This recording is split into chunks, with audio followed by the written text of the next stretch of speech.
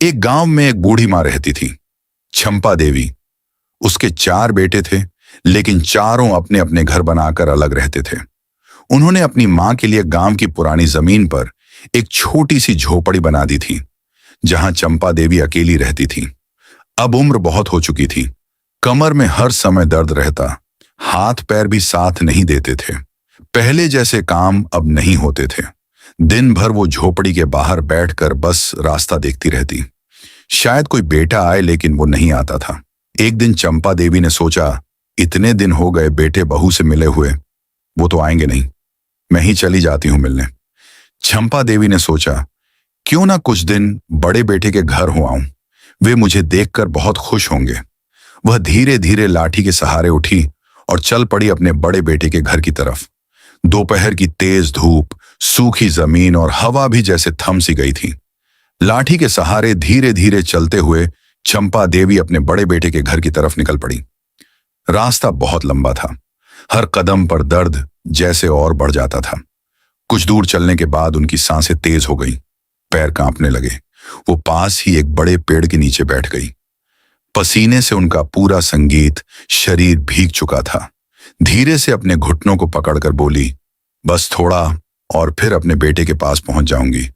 उनकी आंखों में उम्मीद थी कि बेटा देखेगा, संगीत तो गले लगा लेगा। थोड़ी देर आराम करने के बाद वो फिर उठी, लाठी टिकाते हुए धीरे धीरे कदम बढ़ाने लगी। हर कदम जैसे दर्द से भरा था, लेकिन दिल में उम्मीद उन्हें आगे बढ़ा रही थी। कई घंटे चलने के बाद उनका गला सूख गया, होंठ फटने लगे, उन्हें जोर की प्यास लगी। तभी उन्हें एक घर दिखाई दिया। वो धीरे धीरे उस घर के आंगन तक पहुंची और कांपती आवाज में बोली, बेटी थोड़ा पानी मिल जाएगा। घर से एक महिला बाहर आई। उसने चंपा देवी को देखा तो तुरंत अंदर गई और पानी लेकर आई। अरे अम्मा, अम्मा कहाँ जा रही हो इस तपती धूप में? चंपा देवी ने पानी पिया तो जैसे जान में जान आ गई। फिर धीरे धीरे बोली, अपने बेटे बाहू के घर जा रही हूं, बेटे के घर जा रही हूं। तबीयत ठीक नहीं है, महिला ने चिंता से कहा। इतनी दूर अकेले कोई साथ क्यों नहीं है? चंपा देवी बस हल्की सी मुस्कुरा दी। जवाब उनके पास था, पर शब्द नहीं थे। थोड़ी देर बात करने के बाद चंपा देवी फिर उठी। महिला ने कहा, अम्मा थोड़ा और आराम कर लो। लेकिन वो बोली नहीं, बेटी अब जल्दी पहुंचना है। और फिर वो अपने सफर पर निकल पड़ी। शाम ढलने लगी थी। आखिरकार वो अपने बड़े बेटे के घर पहुंच गई। कांपते हाथों से दरवाजा खटखटाया। कुछ देर बाद बहू बाहर आई। चंपा देवी को देखते ही उसका चेहरा उतर गया, लेकिन फिर झूठी मुस्कान लाकर बोली, अरे अम्मा, इतनी धूप में आप अकेले आ गई। फिर बनावटी चिंता दिखाते हुए बोली, हमें खबर कर देती, हम ही आ जाते लेने।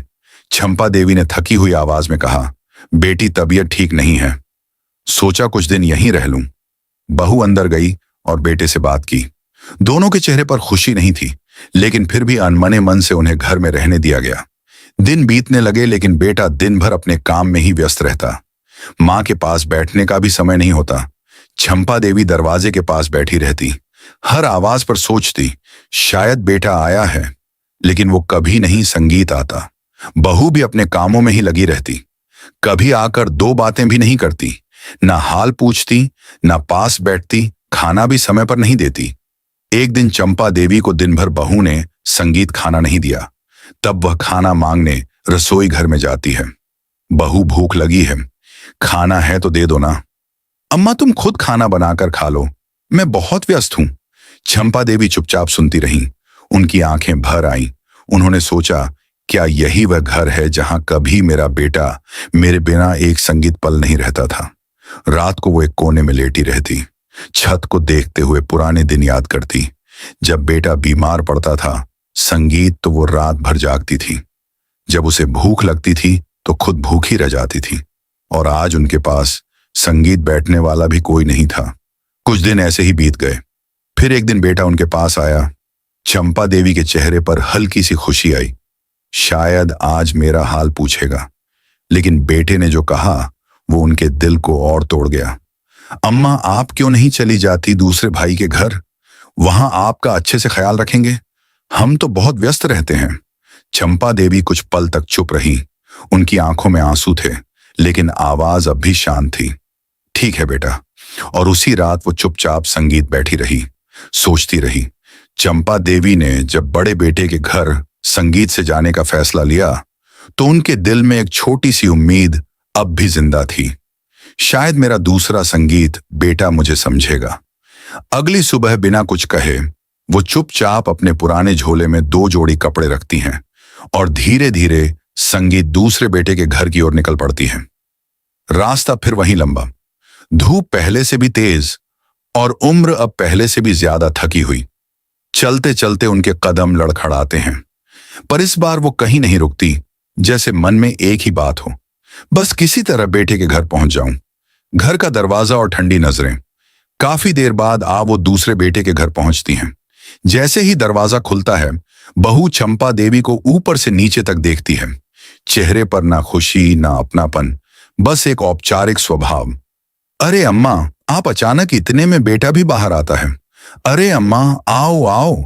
लेकिन उसकी आवाज में वह अपनापन नहीं था जो एक बेटे की आवाज में होना चाहिए। चंपा देवी धीरे से कहती हैं, बेटा तबीयत ठीक नहीं रहती, सोचा कुछ दिन तुम्हारे पास रह लूं। बेटा और बहू एक दूसरे की तरफ देखते हैं। फिर बहू हल्की सी मुस्कान बनाकर कहती है, हाँ हाँ अम्मा रहिए। लेकिन वो मुस्कान दिल से नहीं थी। दिन गुजरने लगे पर अकेलापन नहीं गया। शुरू के 1 दिन ठीक रहे, पर फिर वही सिलसिला शुरू हो गया।